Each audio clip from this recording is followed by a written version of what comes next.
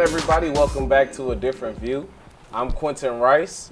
I have Mariah here, Jarrell, and Lana back with us again. So this month of March, which is also the greatest month to us as HBCU students, is also I Love My HBCU month. So I'm going to ask everybody, why did you choose this illustrious university to continue your education? I personally chose it because of the alumni, because of the programs that we have here at North Carolina A&T. Here at North Carolina A&T is my home away from home, being a student from Milwaukee, Wisconsin. So I really like the home feel and everything that North Carolina A&T brings to me. Okay. Well, for me, I transferred from one HBCU to the next. I transferred from Claflin University, which is in Orangeburg, South Carolina. Yeah. I did. I'm not going to lie. And it was really small, too, so I really wanted to make sure that I was able to grow. And I took my first African-American history class here at A&T, so I'm glad that I was able to learn more about myself. That way I'll be able to prosper in the industry. All right. Okay. Well, why I chose North Carolina A&T, my dad went to Howard, so he was big on the HBCU experience, and I came here in '09, college tour, and I just fell in love with the campus, the atmosphere, and it's like Q said, a home away from home. It's nothing like A&T. Right.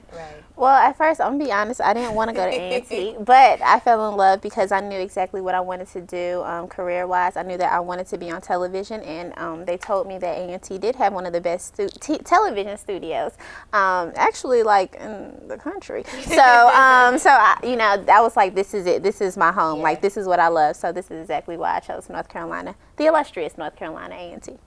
All right. So although North Carolina A&T is the largest and the #1 HBCU in the country, we are not the only HBCU. So let's hear why other students chose their HBCU.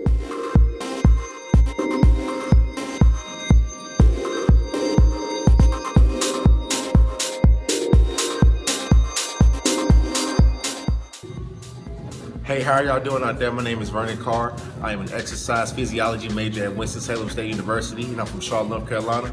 And the reason why I love Winston-Salem State is because of the winning spirit here. When I originally came here, I came as an athlete, and I knew that this was all about a winning spirit here, so that's why I love it. And as well, my aunt went here as well, and she made me want to go here too, so that's why I love my school. Hi, my name is Taylor Barman. I am from Sacramento, California. I am a sophomore here at Clark Atlanta University, majoring in marketing. And what my HBCU means to me is that I can get an education with people with like minds and who look just like me, and I like it because it has a deep-rooted history. Hello, I'm Walter Griffin, a graduate of South Carolina State University. I chose South Carolina State University based on a college tour I attended, where I was able to experience the life at South Carolina State, the education offered, as well as make some great connections and wonderful friends. Hi, I am Kayla McCollum, a third-year business administration student from Charlotte, North Carolina, and I attend the wonderful Florida Agricultural and Mechanical University, and I love my HBCU. I love my HBCU because I've met so many incredible people, so many people from different backgrounds, and so many people who look like me who are striving to do great things.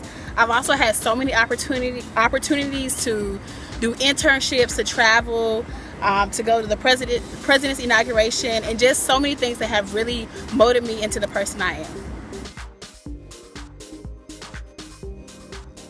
What's up? My name is Kyrie Simon, Mr. Senior 2014-2015 here at Claflin University, and I chose the HBCU because I wanted to reconnect with my roots and build an extended family. I'm Amari Collins, co-host of Eagle Access. And I'm Brian McIntosh, co-host of Eagle Access. The reason why I love my HBCU, North Carolina Central University, is because they really live up to the motto of truth and service. Ever since I started to attend this institution, there's been people here helping me every day throughout my college experience. The reason I love my HBCU is the overall vibe. That family environment that I've grown to love since day one is just really something that you'll never get at another university. And that's why I love my HBCU, NCCU. And we're back. Right now in the studio, we have an Aggie alum, a former Vice President of External Affairs, and Mr. HBCU Pride Nation himself, Travis Jackson. Travis, who is a Charlotte, North Carolina native, is a motivational speaker who advocates for historically black colleges and universities by attending various programs and events across the nation promoting his brand. Thank you so much, Travis, Welcome. for being here. Yes. A different view welcomes you. Yes. How you doing today? I'm great. How are you? Fly gear, you know. Yes, the Aggie pride, it just oozes out. It's very nice. Like the blue and gold emojis. Yeah, Wow. bang, Yeah, very bang. nice. So thank you so much for being on the show once again. Well, start off by telling us what HBCU Pride Nation is and where did you come up with this idea? I came up with the idea in Murphy Hall when it was time to run for fall elections in 2010. And what HBCU Pride Nation is, it's like my baby, my heart, my everything. And it's really a platform that I created to promote the significance and importance of all black colleges and universities.